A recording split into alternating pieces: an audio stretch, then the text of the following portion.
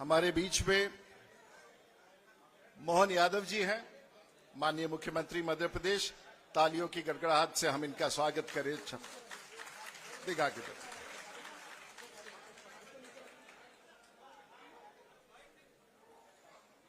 मैं आपके आने के पहले हम लोगों ने बोलना शुरू कर दिया, क्योंकि मुझे भी वापस छपला लौट के जाना है। कई सारे प्रकरण बताए और कई सारे विषय यहाँ थे जो मुझे लगा कि केशव जी बड़े ध्यान से सुन रहे थे। मैं इनको बिहार के पृष्ठभूमि के बारे में, अपने जीवन के बारे में, कि यहाँ पर एसपी साहब बैठे हुए हैं, 1990 की इस 40 साल की राजनीतिक यात्रा के बारे में मैं कुछ बता रहा था और सब लोग बड़े ध्यान से सुन रहे थे। तो मैंने वो बहुत सा प्रसंग बताया, कैसे संजीव चौरसिया जी और इनके पिताजी के साथ और इस 40 साल की राजनीतिक यात्रा में 7 बार सांसद, 1 बार विधायक, ये सब बातें मैं सामान्य रूप से आज के परिवेश में बता रहा था। अब थोड़ा सा राजनीतिक विषय आ जाए, क्योंकि अब 2 बड़े बड़े हमारे मित्र और वरिष्ठ यहां बैठे हैं। कल से पत्रकार लोग एक सवाल पूछ रहा है। आप लोग तो कुछ भी सवाल पूछते हैं, तो कल से एक सवाल बार बार लोग पूछ रहा है कि साहब, तेजस्वी जी का एक मैनिफेस्टो जाहिर हुआ है और उसमें उन्होंने कहा है कि रोजगार देंगे। बड़े अच्छी बात है, रोजगार देना ही चाहिए। और उन्होंने कहा करोड़ों लोगों देंगे। हमने कहा कि तेजस्वी जी का जो ये मैनिफेस्टो है, एक ही कमी रह गया है इस मैनिफेस्टो में। अगर उन्होंने घोषणा किया है कि हम बिहार के लोगों को रोजगार देंगे, तो तेजस्वी जी को अपना रेट लिस्ट जारी कर देना चाहिए। अब आप पूछेगा रेट लिस्ट का क्या मतलब हुआ? हमारे यहां लालू जी का अभी भी केस चल रहा है, जब उन्होंने नौकरी देने के लिए रिश्वत लिया था। तो अगर तेजस्वी जी अपने नौकरी के घोषणा के साथ साथ ये घोषित कर देते कि टीचर के बहाली में क्या लगेगा, इंस्पेक्टर के बहाली में क्या लगेगा, सिपाही के बहाली में क्या लगेगा, डीएसपी के बहाली में क्या लगेगा, तो लोग ज्यादा भरोसा करते, ना कि उनकी घोषणा। आज किसी को उस चेहरे पर भरोसा नहीं, और सैद्धांतिक रूप से हम लोगों को तय करना है कि इस देश में हम लोग सिद्धांत की पार्टी, सिद्धांत के नेता के साथ रहे, या परिवार की पार्टी और परिवार के नेता के साथ रहे। और उनका सिद्धांत उस परिवार में ही। हम तो मोहन जी जिससे ये सब लोग जानते हैं, मैं पिछले 35 से 40 साल से एक ऐसे व्यक्ति से चुनाव लड़ रहा हूं, उनके खिलाफ लड़ रहा हूं, जिससे पूरा बिहार लड़ता है। उससे राजीव प्रताप रूडी छपरा की धरती पर पिछले 40 साल से अकेले लड़ता रहा है। आप लोगों को समझ में नहीं आया? अरे भाई, जिससे लालू जी से जिससे पूरा बिहार लड़ता है, और आज भी पूरे बिहार उसी से आप लड़ रहे हैं, उससे अकेला छपरा की धरती पर 40 साल से राजीव प्रताप रूडी लड़ता रहा है। लालू जी से चुनाव लड़े, उनके श्रीमती जी मुख्यमंत्री थी, उनसे चुनाव लड़े, उनके समधी से चुनाव लड़े और जीते, उन राबड़ी देवी से चुनाव लड़े और जीते। इस बार उनकी बेटी जो सबसे प्रिय थी, जिन्होंने अपना किडनी दिया था, अब पता नहीं है कि उनके खानदान में कितने लोग और बचे हैं जिससे हमको चुनाव लड़ना है। ऐसा भारत और दुनिया में कहीं नहीं हुआ होगा कि एक ही परिवार के सब लोगों के खिलाफ मैं चुनाव लड़ गया हूं।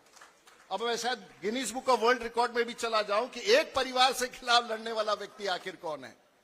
तो बिहार बदल चुका है, बिहार का परिवेश बदल चुका है, बाहर का माहौल बदल चुका है, और इस बार फिर प्रधानमंत्री नरेंद्र मोदी के नेतृत्व में। मैं अंतिम शब्द यही बोलना चाहूंगा। छपरा की बैठक में नीतीश कुमार थे, एक रैली में संजय झा साहब थे। हमने कहा कि भाई देखिए, अब एक ही नारा है और बिहार का ये टैगलाइन हो गया इस चुनाव के लिए, और पूरे बिहार में एक ही नारा चल रहा है। और यहां हम आप लोगों से वो दोहराने के लिए कहेंगे, एक बार फिर से मेरे साथ दोहराइएगा। हम एक बार बता देते हैं, और बिहार के चुनाव का बस एक ही टैगलाइन है, नीतीश कुमार बिहार के मुख्यमंत्री थे, बिहार के मुख्यमंत्री हैं, और बिहार के मुख्यमंत्री रहेंगे। मेरे साथ बोलिए, नीतीश कुमार बिहार के मुख्यमंत्री थे, बिहार के मुख्यमंत्री, और बिहार के मुख्यमंत्री। यही टैगलाइन है। इन्हीं शब्दों के साथ हमारे मित्र, हमारे छोटे भाई, सबसे प्रिय, पढ़े लिखे, मेरे स्कूल के, मेरे सबसे हमारे प्यारे भाई को जिताइए। और सुनते हैं कुछ एक पार्टी है जो इधर उधर घूम करके सांगा समाज के नाम पर कुछ गड़बड़ करने का। हम है ना आपके साथ, पूरे बिहार का सांगा आपके साथ है, और मैं ये दागा आपके साथ कहता हूं, पूरे बिहार का सांगा आपके साथ है। इसलिए आप दिमाग से उतार दीजिए।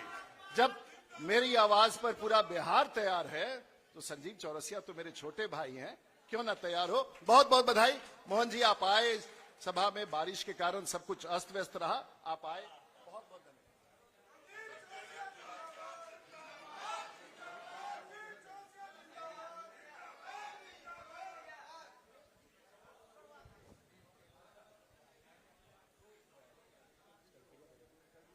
हेलो। अब मैं इस जनसभा में आए हुए हमारे लोकप्रिय नेता मध्य प्रदेश के मुख्यमंत्री मोहन यादव जी का स्वागत करने के लिए पूर्वी दीघा मंडल अध्यक्ष अमित यादव जी को आमंत्रित करता हूं। अमित यादव जी।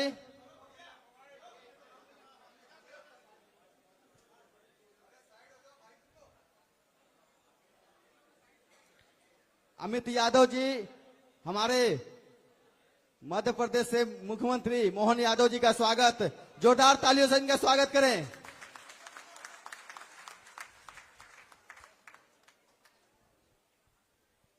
अब मैं तो सबसे पहले माननीय मुख्यमंत्री माननीय मोहन यादव जी, जिनका जीवन सदैव संघर्ष का रहा है, जिनका जीवन सदैव न्याय दिलाने के लिए, ऐसे मध्य प्रदेश के माननीय मुख्यमंत्री जी हम लोग के बीच में उपस्थित हैं। माननीय उप मुख्यमंत्री माननीय केशव मौर्य जी, माननीय सांसद बड़े भाई पूर्व केंद्रीय मंत्री माननीय राजीव प्रताप रूढ़ जी, एक बार जोरदार तालियों से स्वागत अभिनंदन करने का काम करें और जोर से बोले भारत माता की, भारत माता की। अब मैं आदरणीय उप मुख्यमंत्री उत्तर प्रदेश सनातन की पहचान माननीय केशव मौर्य जी से आग्रह करता हूं कि संबोधित करें। मेरे साथ जरा जोर से बोलिएगा, मैं जरा धीरे से नहीं, संजीव जी के साथ थोड़ा धीरे बोले, दोनों हाथ उठा करके बोलिए भारत माता की। मजा नहीं आया। दोनों हाथ उठा करके सभी लोग बोलिए भारत माता की, भारत माता की, भारत माता की। अब लग रहा है जो भी विरोधी प्रत्याशी है आप उसकी जमानत जब्त कराएंगे और रिकॉर्ड ऑटो से विजयी बना करके हमारे भाई संजीव चौरसिया जी को विजयी बनाएंगे। संजीव जी भाई साहब हमारे यहाँ उत्तर प्रदेश में सह प्रभारी के रूप में जिम्मेदारी संभालते हैं और संयोग से मुझे भी सह प्रभारी के नाते यहाँ चुनाव में जिम्मेदारी मिली है। तो मैं आप सबसे यही अपील करने आया हूँ, आज उन्हीं के समर्थन में हम सब एकत्र हैं, रिकॉर्ड ऑटो से विजयी बनाइएगा, ऐसा मैं आपसे अनुरोध करूंगा। आज के इस कार्यक्रम के मुख्य वक्ता के रूप में, अतिथि के रूप में मध्य प्रदेश के सम्मानित मुख्यमंत्री आदरणीय डॉक्टर मोहन यादव जी का आगमन हो चुका है। एक बार ताली बजा के गड़गड़ाहट से स्वागत तो कर दीजिए सब लोग। हमारे बड़े भाई भी हैं, मार्गदर्शक भी रहे संसद में, मुझे बहुत कुछ जिनसे सीखने को मिला है, जिनका संघर्षपूर्ण जीवन आप सब जानते, बिहार भी जानता है, देश भी जानता है। ऐसे पूर्व केंद्रीय मंत्री और छपरा के सम्मानित सांसद माननीय राजीव प्रताप रूढ़ी जी, हमारे इस वार्ड के जो पार्षद हैं श्री जीत मुखिया जी, मैं वह भी यहां मंच पर विराजमान हैं।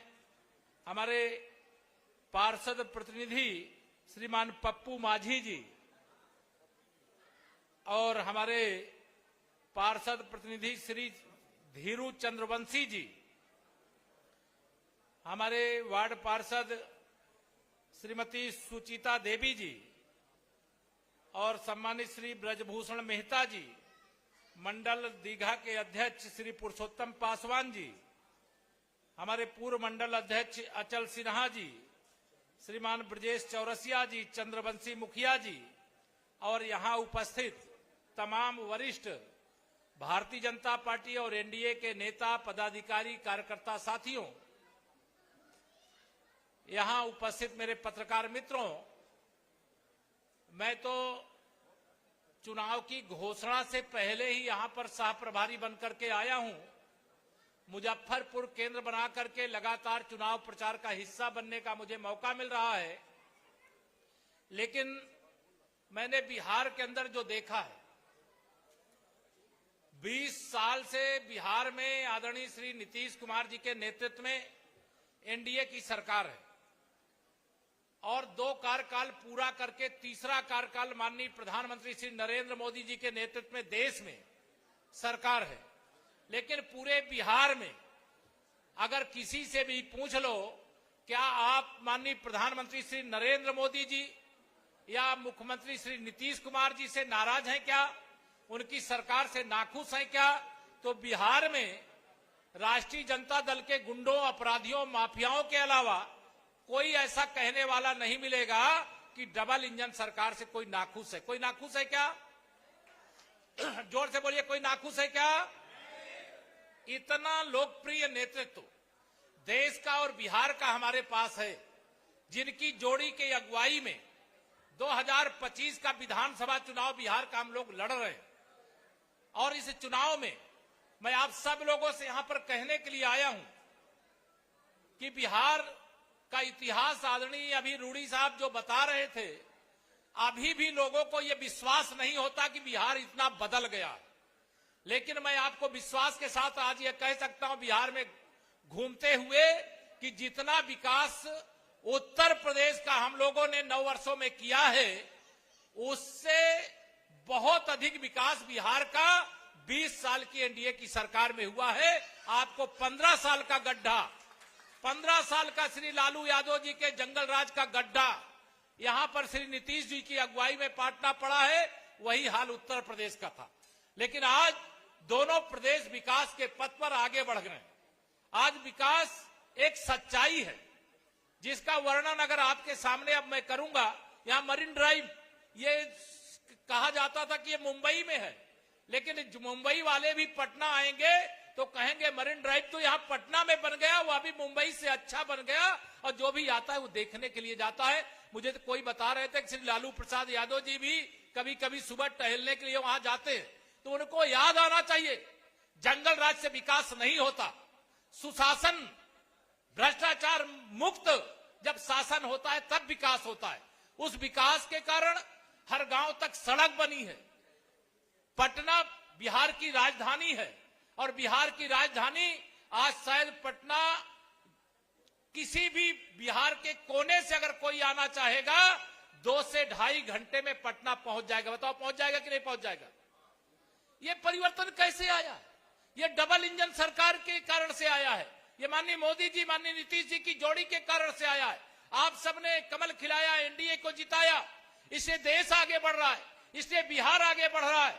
और मैं तो आश्चर्यचकित होता हूं, श्री लालू यादव जी का बेटा जो अपने को बिहार का मुख्यमंत्री बनाने के लिए, जो देश का कभी प्रधानमंत्री नहीं बन सकता, श्री राहुल गांधी को प्रधानमंत्री बनाने का समर्थन कर दिया और कांग्रेस के लोगों ने उनको समर्थन कर दिया। उन्होंने बिहार के लोगों से वादा किया कि यहां के हर परिवार के एक सदस्य को नौकरी देंगे। आप बताओ क्या हर परिवार के एक सदस्य को नौकरी देना संभव है क्या? दोनों हाथ उठा बताइए, देना संभव है क्या? अगर वह लगभग 2,96,00,000 परिवार यहां पर है और 2,96,00,000 लोगों को नौकरी देंगे तो लगाएंगे कहां? और अगर नौकरी देंगे तो उनकी वेतन कहां से देने का काम करेंगे? 3 करोड़ लोगों को वेतन देने के लिए 9 लाख करोड़ रुपया चाहिए। इतना झूठ बिहार की जनता से बोल रहे हो, बिहार के युवाओं से बोल रहे हो, बिहार के किसानों से, मजदूरों के परिवारों से बोल रहे हो। और बिहार के लोग आपका इतिहास जानते हैं। आप तो घोटालेबाजों के परिवार के सदस्य हो। चारा घोटाला से लेकर कितने घोटाले किए बिहार वालों को बताऊंगा तो लगेगा मैं सूर्य भगवान को दीपक दिखा रहा हूं। लेकिन जी यहां घोटालों का जो सरदार रहा हो, जंगल राज का जो यहां पर लाने वाला व्यक्ति रहा हो, अपराध को जो चरम सीमा पर पहुंचाने वाला व्यक्ति रहा हो, जिसने जाति नरसंहार करवाने का काम किया हो, जिसने बिहार की सड़कों को गड्ढा में परिवर्तित करने का काम किया हो, जिसने बिहार को बर्बादी के कगार पर पहुंचाया हो, उनका बेटा, उससे क्या अपेक्षा करते हैं? रेल मंत्री थे ये। मैं तो आजकल अखबारों में देखता रहता हूं, सह प्रभारी के रूप में जब आया तब तो जाना ही हूं।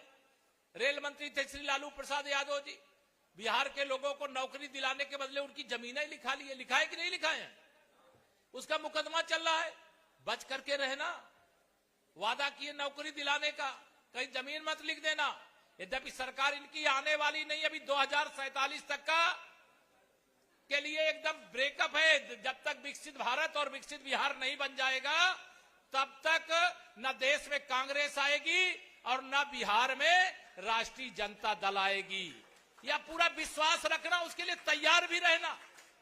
2025 का चुनाव ऐतिहासिक चुनाव, माननीय मोदी जी के नेतृत्व में देश के लिए बहुत काम हुआ है, आप सब जानते हैं।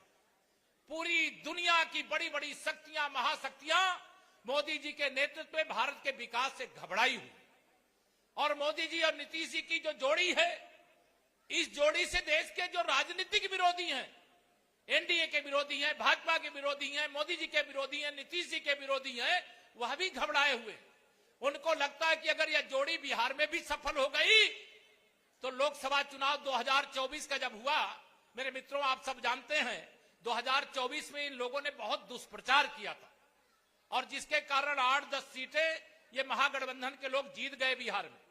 लेकिन बिहार के लोकसभा चुनाव के बाद 3 राज्यों के विधानसभा चुनाव हुए हैं। कहां कहां? हरियाणा में हुआ, वहां प्रचंड बहुमत से भारतीय जनता पार्टी की सरकार बनी है। महाराष्ट्र में चुनाव हुआ, वहां प्रचंड बहुमत से भारतीय जनता पार्टी गठबंधन की सरकार बनी है। दिल्ली प्रदेश का चुनाव हुआ, वहां प्रचंड बहुमत से भारतीय जनता पार्टी की सरकार बनी है। तीनों राज्यों में श्री नायब सिंह सैनी जी, श्री देवेंद्र फडणवीस जी, श्रीमती रेखा गुप्ता जी वहां के मुख्यमंत्री के रूप में वहां विकास की गंगा बहाना शुरू कर दिया है। यह झूठ बोल करके लोकसभा में जो फायदा पाए, अब इनको झूठ के आधार पर गुमराह करके, फरेब करके देश का समर्थन मिलने वाला नहीं है। मैं आप सब लोगों से यहां पर यह अपील करने के लिए आया हूं। आप सब वरिष्ठ लोग हैं, जिम्मेदार लोग हैं। पटना सहित पूरे बिहार में भारतीय जनता पार्टी गठबंधन एनडीए की लहर चल रही है। मैंने एक बात और देखा, माननीय प्रधानमंत्री श्री नरेंद्र मोदी जी का तो सम्मान पूरे देश में नहीं पूरी दुनिया में है, लेकिन बिहार के अंदर मैंने देखा कि श्री नीतीश कुमार जी का बहुत आदर और बहुत सम्मान हर वर्ग, हर समाज का व्यक्ति करता है। बताओ सही है कि नहीं सही है? तो बिहार के अंदर उनका सम्मान करते हैं। और श्री लालू यादव जी के बेटे श्री तेजस्वी यादव, उनका अपमान करते हैं। इन्होंने कांग्रेस के साथ गठबंधन किया, जिस गठबंधन को कोई स्वीकार नहीं कर रहा है। एक तरफा आंधी यहां एनडीए की चल रही है। 6 नवंबर को आप सबको मतदान करना, आप सबका चुनाव निशान यहां पर कमल का फूल है। मैं आप सब लोगों से आह्वान करूंगा, 6 तारीख को जाइएगा, सब 6 तारीख तक जाइए, सब कुछ भूल। याद रखिए, नरेंद्र मोदी, नीतीश कुमार और कमल का फूल।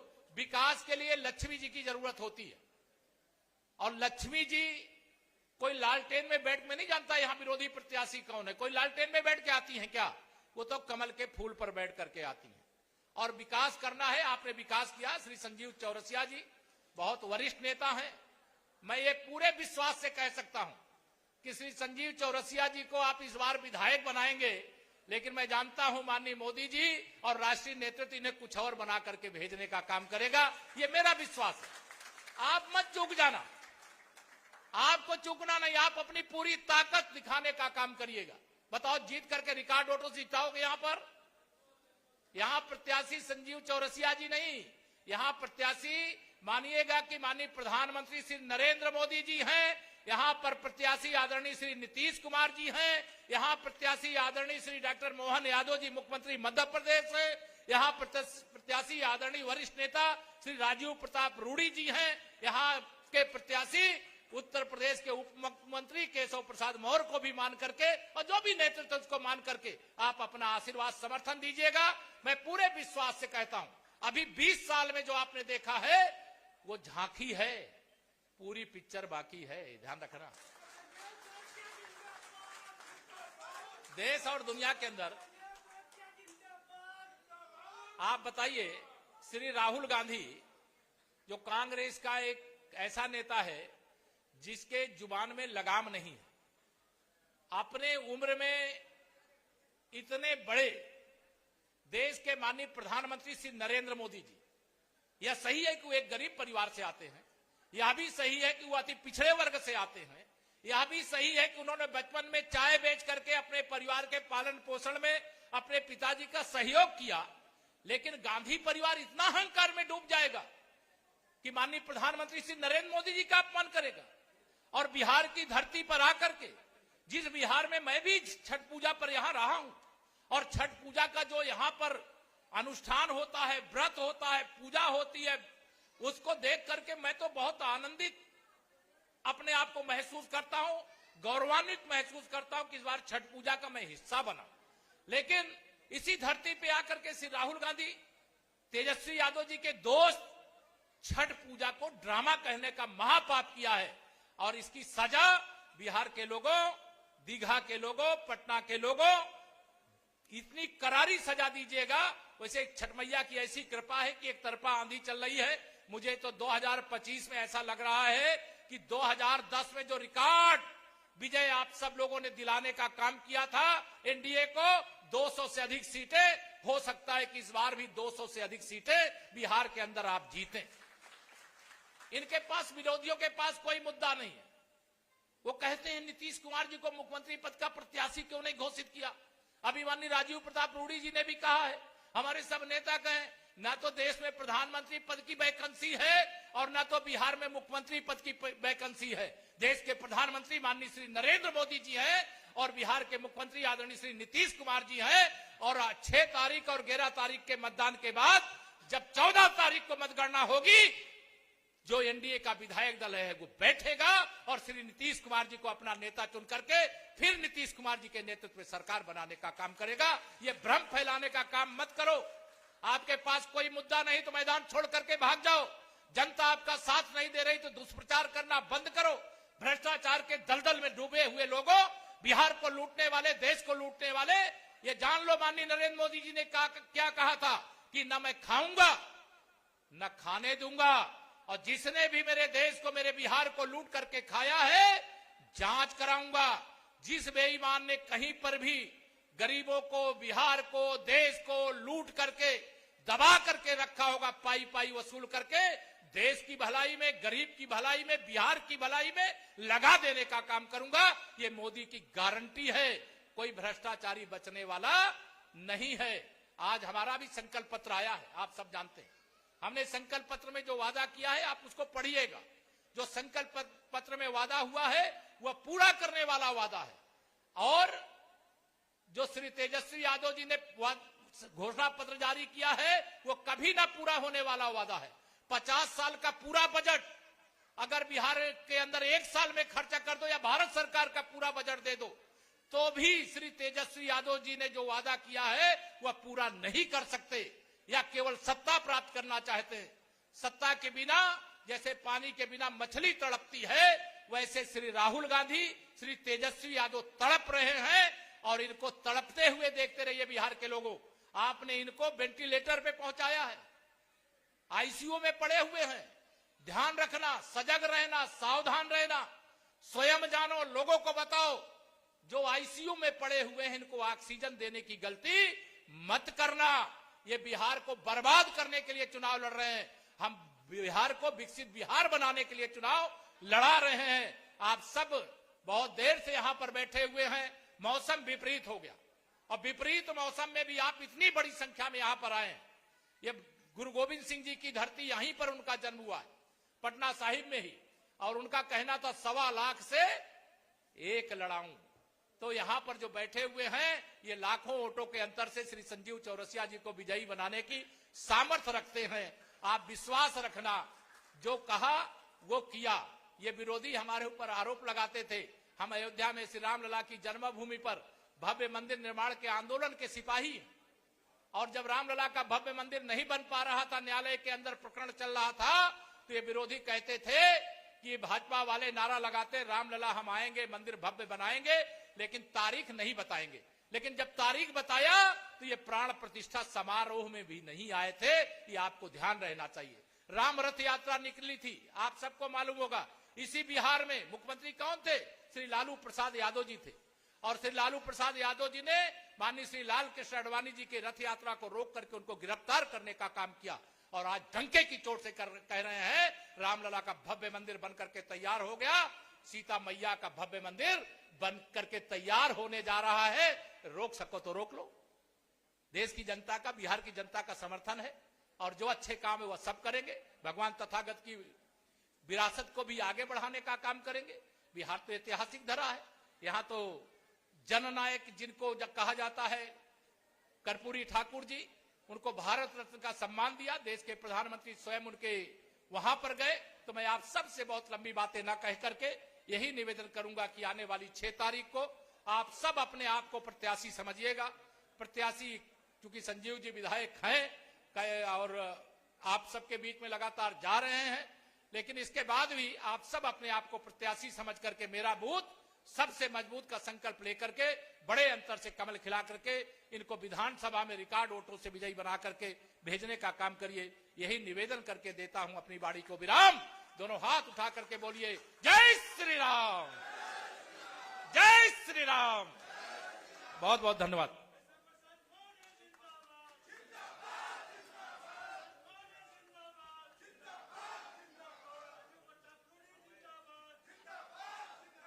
अब मैं हम लोग के बीच में उपस्थित लोकप्रिय माननीय मुख्यमंत्री माननीय मोहन यादव जी, जो लगातार मध्य प्रदेश के विकास के साथ आगे बढ़ाते हुए काम किए हैं, एक बार जोरदार तालियों से स्वागत और अभिनंदन करने का काम करें। अरे भैया जरा कस के न बजे के चाहे तलिया, एक बार जोरदार तालियों से स्वागत करें। अनुरोध करते हैं माननीय मुख्यमंत्री मध्य प्रदेश माननीय मोहन यादव जी।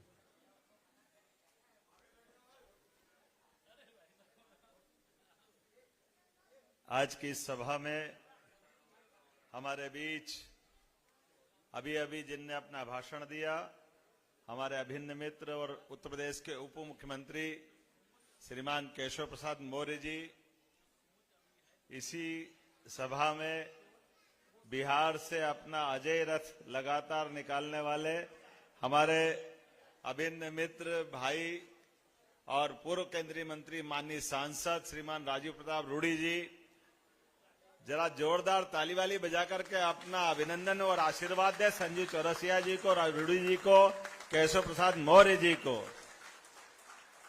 बिहार की धरती और पटना चुनाव की दृष्टि से एक अलग करवट के साथ निकल के दिखाई दे रहा है। जिस प्रकार का समय चला है, संजीव भाई आपके यहां जब मैं आकर कोई बात कर रहा हूं, यहां झारखंड के बिरंजी नारायण हमारे वरिष्ठ नेता भी बैठे हैं, जोरदार अभिनंदन इनका भी करें। संजीव भाई हमारे विद्यार्थी परिषद के समय के साथी हैं। मैं पहले जब विद्यार्थी परिषद का राष्ट्रीय मंत्री था, उस समय से बिहार से इनका संबंध है। मैं उम्मीद कर रहा हूं कि जिस प्रकार का ये मेरा 7वें दिन का दौरा है बिहार के चुनाव के बाद, लेकिन जिस प्रकार से दिनों दिन चुनाव अपने परवान पे चढ़ता जा रहा है, ये पक्की बात है कि इबारतें लिखिए विजय की और विजय जुलूस की तैयारी करने का माहौल बना हुआ है। चारों तरफ जोरदार अभिनंदन करें हमारे इस दौर के लिए। एनडीए की सरकार, फिर नीतीश कुमार, जोरदार अभिनंदन नीतीश कुमार जी के लिए। चारों तरफ से यशस्वी प्रधानमंत्री के नेतृत्व में जो वातावरण बना हुआ है, जो नीतीश कुमार जी ने काम किया है, वाकई 20 साल के अंदर एक नेता पूरा 55 साल का पूरा पलटा करते हुए जिस प्रकार का माहौल बनाते हैं, मैं मान के चलता हूं जब बिहार की धरती पे आता हूं तो मुझे एक अलग प्रकार का संबंध अपने से भी जुड़ता दिखाई देता है। बिहार गया जी में हमारी भी कुल देवी है, इसलिए बिहार से मेरा एक विशेष रिश्ता है, अलग प्रकार का रिश्ता भी। बिहार के गया के पास के मठ में वराह देवी का मंदिर, वो हमारी कुल देवी भी है। हम वहां आकर के अपने पुरखों के उस जमाने के संबंध, बहुत पुराना होगा, पीढ़ियां गुजर गई, लेकिन पीढ़ियां भले ही गुजर जाए, जहां से मैं आता हूं वो बाबा महाकाल की नगरी है, और महाकाल की नगरी का भी अशोक के काल से भी संबंध है। अशोक, उनके पिता के समय 2 बड़े बड़े महाराज्य होते थे जिनको महाजनपद बोलते थे। यहां सम्राट बैठते थे, उज्जैन में युवराज बैठते थे। उस काल से जब अशोक 10 साल वहां युवराज रहे बाद के काल में यहां बनकर के उनने अशोक के सुशासन की मिसाल दुनिया याद करती। हमारे अपनी मुद्रा में अशोक चिन्ह हमको दिखाई देता है। उस काल से लगा करके राजा भोज के काल तक, राजा भोज से लगा करके 5000 साल पहले भगवान कृष्ण ने अपने पुत्र सांब के माध्यम से यहाँ सूर्य का मंदिर बनवाया है। ये हमारा अतीत का वो गौरवशाली पृष्ठ है। जोरदार अभिनंदन करें वो भगवान कृष्ण के काल के लिए भी, जिनके कारण से भगवान कृष्ण के सारे गोपाल अपने जीवन का आनंद उस क्षण से महसूस करते हैं जब प्रकृति से परमात्मा ने माता गौ माता के साथ संबंध जोड़ा। हमारी सरकार बनने के बाद यशस्वी प्रधानमंत्री के नेतृत्व में मैं अभी केशव प्रसाद मौर्य जी की तरफ देख रहा था। आप भगवान राम का जयकारा लगवा रहे थे, कितना अच्छा लगता सुनकर के। भगवान राम अयोध्या में अगर मुस्कुरा रहे हैं माता सरयू के किनारे, तो ये लीला ऐसे ही नहीं हुई है।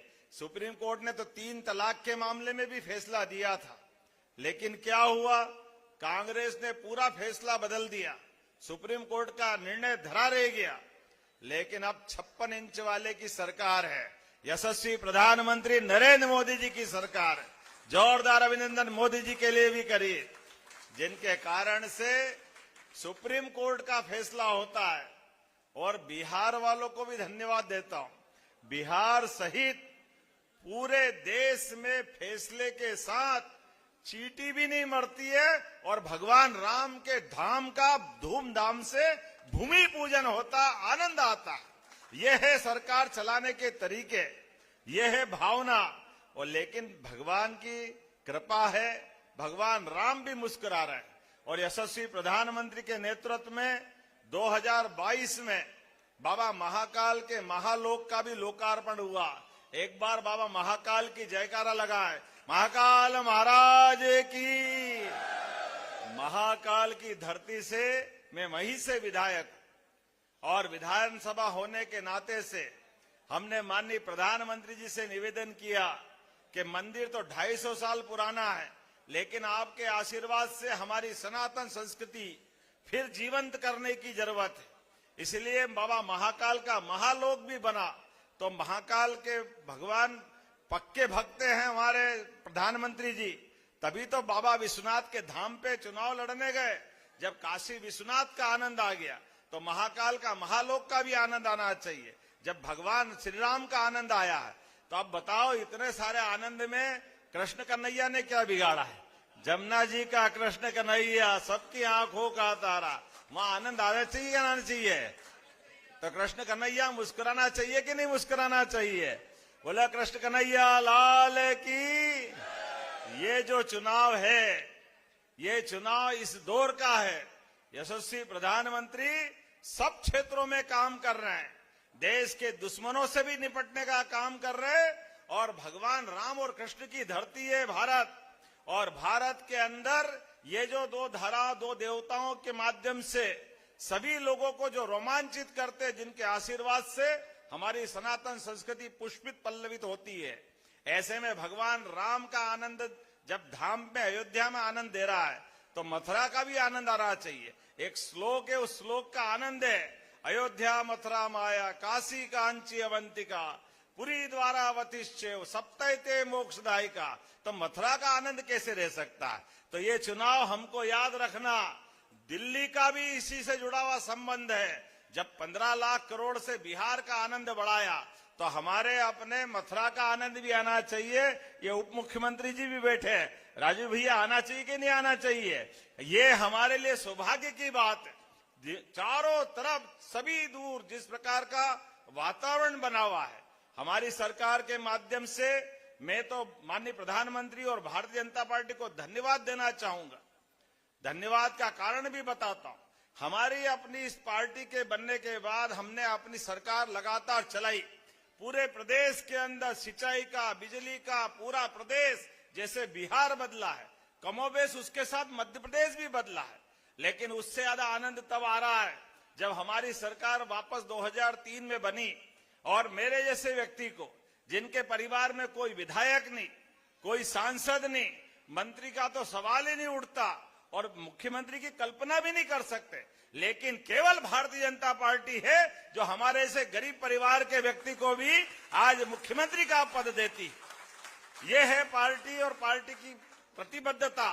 एक एक कार्यकर्ता, जब मेरे जैसे व्यक्ति को मौका मिल सकता है, जो कोई भी हो सकता है, तो ये आप में से भी कोई हो सकता है। लोकतंत्र का मतलब ही है कि हर गरीब से गरीब परिवार के व्यक्ति को भी बड़ी से बड़े पद मिल जाए।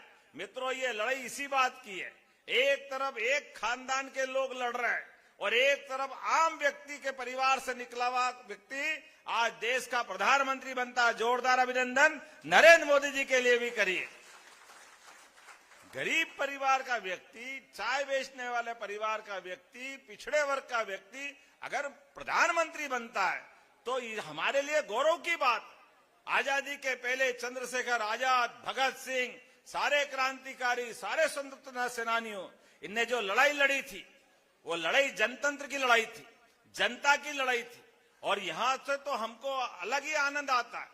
आपातकाल लगाने का पाप भी जो आज नेता बन रहे हैं, उनके पापा और उनकी दादी ने आपातकाल लगा करके लोकतंत्र का गला घोटा था। इनकी जुबान पे कंट्रोल ही नहीं, क्या बोलते, शर्म आना चाहिए।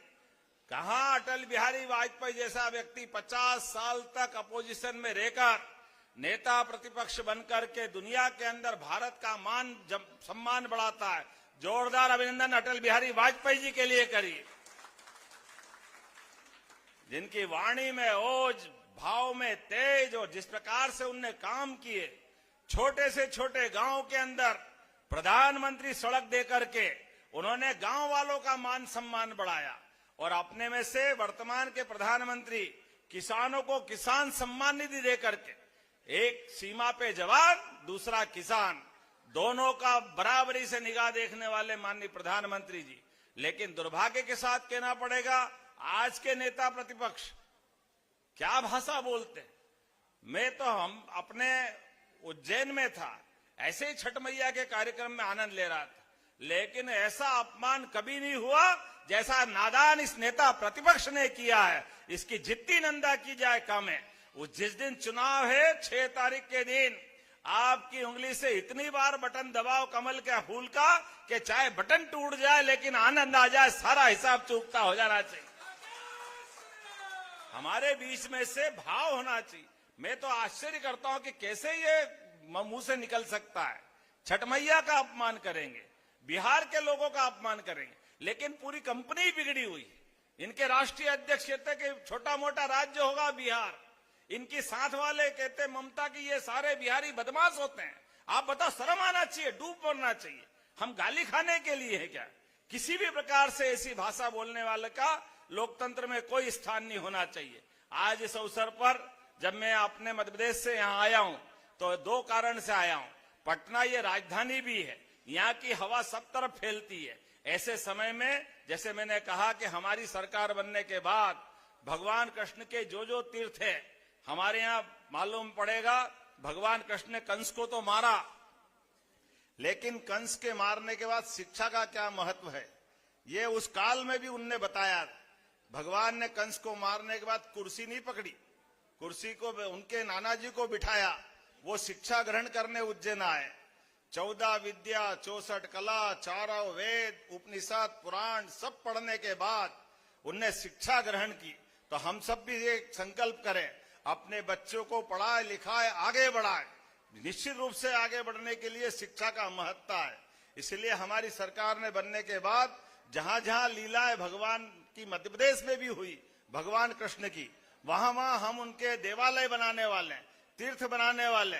चाहे उज्जैन हो या कृष्ण और सुदामा की दोस्ती महितपुर में हुई हो, महितपुर नामक स्थान हो, या माता रुक्मणी के हरण के समय जहां युद्ध हुआ उस स्थान पे, या परशुराम जी ने जहां सुदर्शन चक्र भगवान कृष्ण को दिया, एक एक स्थान को तीर्थ हमारी सरकार के माध्यम से बनाने वाले हैं। जब भगवान के कृष्ण के धाम के वहां आनंद आना चाहिए तो बिहार भी आगे बढ़ेगा। बढ़ेगा कि नहीं बढ़ेगा? जोरदार अभिनंदन करें हमारे अपने गौरवशाली अतीत के लिए। और जिस प्रकार की योजना बनी, आप मित्रों इस बात में बिल्कुल संकोच मत करना। हमारे यहाँ लाडली बहना योजना बनी थी, 1000 रुपया से शुरू करते करते अभी हमारी सरकार ने पिछली बार 1250, इसी साल दिवाली से 1500, धीरे धीरे करके बढ़ते जा रहे हैं। आपके यहाँ भी माता बहनों को 10,000 की सहायता मिली है और आने वाले समय में 2 लाख तक की योजना है। ये मोदी जी की सरकार और भारतीय जनता पार्टी की जुबान का सवाल है, जो कहते वो करके दिखाते हैं। तो निश्चित रूप से संजय भाई चौरसिया जी, जोरदार अभिनंदन करो हमारे तपोनिष्ठ कार्यकर्ता। और ये भाई के लिए अगली बार यहाँ विजय जुलूस निकलेगा कि नहीं निकलेगा? तो जोरदार ताली वाली बजा करके एक बार अभिनंदन करें और मेरे साथ सब खड़े हो जाएं, एक बार जोर से बोले भारत माता की, भारत माता की, भारत माता की। बहुत बहुत धन्यवाद। भारत माता की जय।